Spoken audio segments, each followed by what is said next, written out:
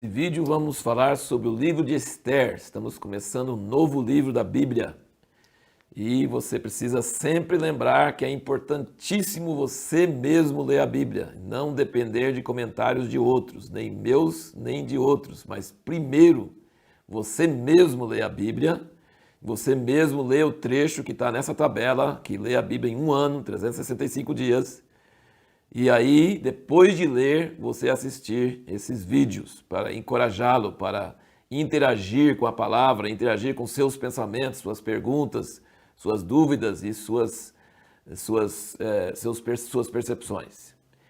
E tem aqui também um outro recurso do livro de Esther, é o relacionamento entre a igreja e a obra, conforme visto no livro de Esther. É um livretinho bem curtinho, panfletinho, porque o livro de Esther é curtinho também, mas foi um livreto que eu escrevi há muitos anos, que mostra uma ideia de que a Esther representa a igreja e Mordecai, que era o primo dela, que criou ela, representa os ministérios apostólicos, proféticos, evangelistas, pastores e mestres, e como eles têm papéis diferentes diante de Assuero, o rei, que representa Deus. Então, você, se quiser entrar mais em detalhes, mais coisas, você pode adquirir esse livreto aqui no site da Revista Impacto. Então vamos lá, capítulos 1, 2 e 3 do livro de Esther, que você deve ter lido na leitura de hoje. E uma coisa muito interessante sobre o livro de Esther é que o nome de Deus não aparece. Eu acho que é o único livro na Bíblia que o nome de Deus não tem nenhuma menção. O nome dele está ausente neste livro. É um livro curto, mas o nome de Deus não se encontra nesse livro. Isso é para mostrar que Deus age na história de uma forma discreta, sutil, atrás dos bastidores. Deus age, Deus está presente quando o povo dele está no cativeiro e subjugado debaixo do rei da Pérsia. Mas Deus está presente, só o nome dele que não aparece. Mas Deus está agindo nesse livro de uma forma maravilhosa. Deus nunca abandona seu povo. A pergunta que nós fizemos no último vídeo é como que Deus cuida do seu povo mesmo quando este está sofrendo o seu juízo. Você vai perceber durante todo o livro de Esther que Deus controla acontecimentos. A partir do primeiro capítulo, você nota que o rei Assuero chamou a rainha e ela não obedeceu, ela não quis vir. E aí ela foi destronada. Então nós podemos perceber que mesmo que não aparece que é Deus nem coisa nenhuma, o rei estava bêbado e tal, e queria mostrar a formosura dela, e ela rejeitou e achou ridícula a ordem dele, e aí ficou com medo, todo mundo ficou com medo que todas as famílias no império iam ficar desestabilizadas, porque as mulheres iriam desobedecer seus maridos, desrespeitá-los. E então ela foi tirada, mas nós vemos a mão de Deus atrás disso, porque ele queria que uma judia, por nome Esther, entrasse no lugar da Vasti, essa rainha que foi destronada. Alguns detalhes nesses 3 capítulos.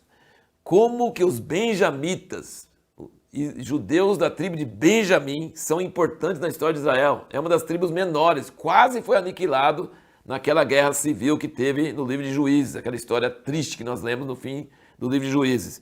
Mas eles são de grande importância, quase toda hora que você vê alguém importante, ele vai ser de Benjamim. E Mordecai, tem uma tradução que fala Mardoqueu e tem outra tradução que fala Mordecai. Nós vamos usar o termo Mordecai. Eu não sei qual que é mais certo, mas o Mordecai era benjamita. E a Esther era prima dele, mas muito mais nova. E não tinha pai nem mãe, então ele cuidou dela e ele criou ela.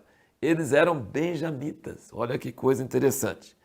E nós notamos que Mordecai criou ela de uma forma tão maravilhosa, tão cuidadosa, que ela obedecia a ele, mesmo quando ela tinha sido escolhida rainha. Ela não precisava mais, ela estava por cima, ela estava no palácio, longe dele, mas ela obedecia às ordens dele ao pé da letra. Ele falou para ela não declarar o povo dela para ninguém, não dizer que era judia, e ela não contou para ninguém. Então, e ele ia todo dia para ver como ela estava. Ele ia lá para o átrio, lá fora, para ver como ela estava. Então, ela realmente obedecia a Mordecai o tempo todo, mesmo já estando lá no palácio. Outra coisa impressionante, veja como Deus trabalha. Ela tinha graça. Ela achou graça aos olhos de todo mundo. Ela tinha uma carisma. Quando Deus coloca uma carisma sobre alguém, essa pessoa consegue as pessoas serem favoráveis a ela. É o que acontecia com José. Onde ele ia, ele subia. Né? Ele subia e era promovido. Onde ele ia, ele era bem quisto. Ele se dava bem. E a Esther, quando chegou lá entre centenas de outras mulheres e moças, o eunuco deu para ela o melhor lugar na casa, de graça. Ela não exigiu, ela não pediu, mas ela achou graça aos olhos do chefe dos eunucos. E quando ela foi chamada para o rei, ela achou mais graça aos olhos dele do que a qualquer outra pessoa. Veja como Deus trabalha na surdina, trabalha escondido. Ele está promovendo a Esther por causa de uma crise que vai vir sobre o povo dele. E mesmo que o povo dele está debaixo do seu castigo, do seu juízo, ele não vai abandoná-los, ele nunca vai abandonar seu povo. Por quê? Porque ele tem uma aliança unilateral. Ele jurou para Abraão, quando Abraão ofereceu Isaac, que viesse o que viesse, ele nunca ia abandonar a descendência de Abraão. E depois com Davi, ele jurou também que não ia tirar a graça dele de nenhum descendente dele. No sentido, ia ter vários descendentes que talvez não fossem aprovados, mas iria ter alguém da descendência de Davi sempre que estaria debaixo do cuidado de Deus. Que fosse o que fosse, fizesse o que fizesse, que Deus... Então isso chama aliança unilateral. Significa que o povo pode aprontar, pecar, fazer o que for, mas Deus fez um juramento e quando ele jura, ele vai cuidar para que aquele juramento seja cumprido, aquilo aconteça. Então, mesmo não aparecendo no livro de Esther, nem o nome dele, mas Deus está trabalhando. Ele fez com que a Esther conseguisse graça aos olhos de todos e fosse colocada como rainha de todo aquele imenso império. Isso é só Deus que pode fazer uma coisa dessa. E aí você vê que isso são exemplos de José, Daniel, Esther, eles têm esse exemplo. Agora nós temos exemplo de outras pessoas que não era assim não, hein? Você vê, por exemplo, Jacó, não achava graça aos olhos de ninguém não. Nós vemos Paulo, também não achava graça. Moisés, nossa, uma luta. Então assim, não é todo mundo na Bíblia que tem essa graça de achar favor e subir, e ser promovido e ser todo mundo gostar. Não, nós temos heróis da Bíblia que têm essa graça e nós temos heróis da Bíblia que não têm essa graça. Então é importante entender isso. Mas Deus tem estratégia. Quando ele dá uma certa graça para alguém, como ele deu para Esther, é porque ele tem uma estratégia. Ele quer colocar ela num lugar chave, num lugar estratégico. E, finalmente, nesse texto que nós lemos aqui, nós vemos que Mordecai não se dobrou diante de Amã, que era um príncipe, pero algumas bíblias judaicas dizem que ele era amalequita, daquele povo que Saul devia ter aniquilado. E Mordecai é descendente de Saul, da mesma tribo de Benjamim.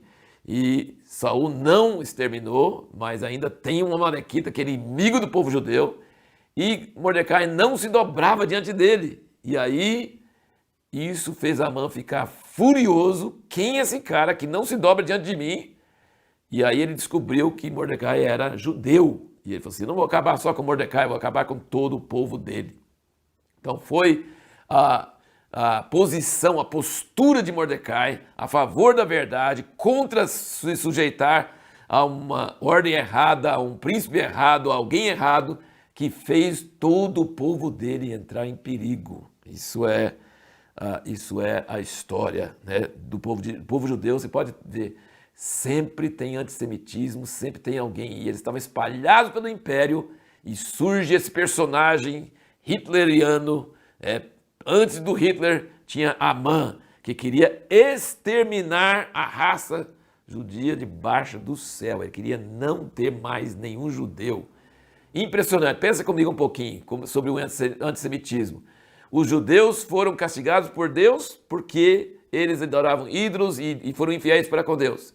Mas entre as nações onde eles foram jogados, eles eram perseguidos porque eles teimavam em adorar a Deus e não adorar ídolos. Veja que coisa. Castigados por adorar ídolos, mas nas nações castigados e perseguidos porque mantinham o sábado e a circuncisão e não comer carne de porco e seguia as leis de Deus. Então eles eram diferenciados e o mundo odeia pessoas diferentes. Então os judeus sempre sofreram ódio por serem judeus e isso deu origem ao antissemitismo. A pergunta que nós vamos responder no próximo vídeo é: por que não podemos ficar passivos, mesmo sabendo que Deus soberanamente vai cumprir o seu propósito?